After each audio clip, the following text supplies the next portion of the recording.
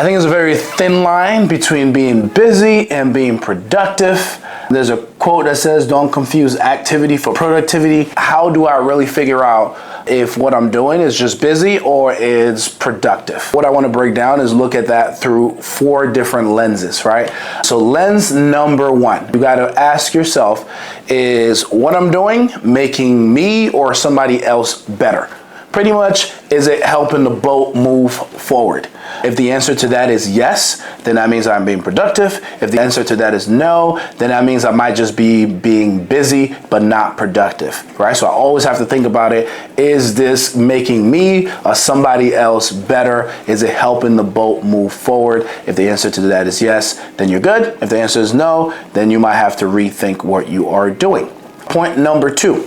So you also have to ask yourself, if I was not doing what I'm doing, would there be any short or long-term consequences? If there won't be any long-term consequences, then that means I'm just being busy. If there will be long-term or short-term consequences, then that means I'm being productive, right? So that means I have to do that thing. That thing is important, so I have to make sure I can specify, does this thing have any long-term effect on what I'm doing? And some of the time, yes, we are doing something, and it might seem like important stuff. It is a good thing, it's whatever it is, but does it have any short or long-term implications on what you're looking to do long-term? And I think that's a question that you have to ask. If the answer to that is yes, you're good. If the answer is no, then you are not, right? Lens number 3 that I want to look at this through. So if you go on Google, there's this chart. It's called time management matrix, right? Where it's like things that are important and urgent, things that are important but not urgent, things that are not important, not urgent, and then things that are important but not urgent, or not urgent but important, whatever it is, right? So it's 4 different things, 4 quadrants.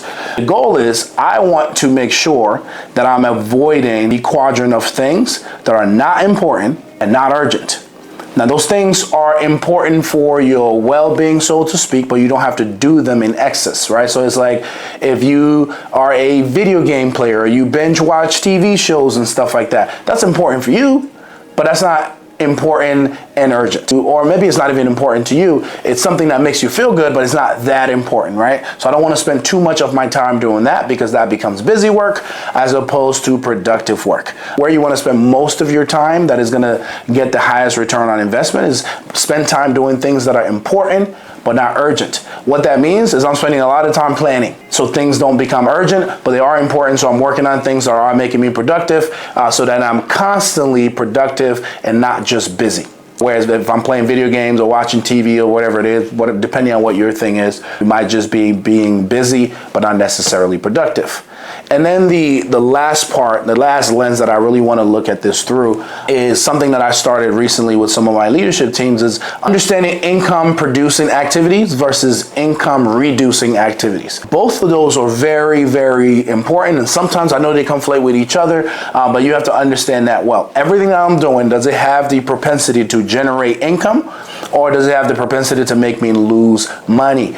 And when I say money, I use the term money loosely, because sometimes it's not instant financial reward, but down the line, is that going to help me, right? Think about working out, right? When you go and work out, it's not instant results that you see right away. You don't work out and all of a sudden you're jacked, right? You have to work out, but you know you're doing the right thing because you stay consistent on that path. You will see the results of that. So it's the same thing. Whatever activity I'm doing, if I consistently do it, sometimes something as simple as like maybe hanging out with the top person on your team. That doesn't even necessarily feel like you're making money from that for that time, but that is an income producing activity, because I'm pouring into that person, showing that person how important they are to the overall well-being of the team. And that's definitely income producing activity, versus I'm just hanging out with someone on the team because I like them.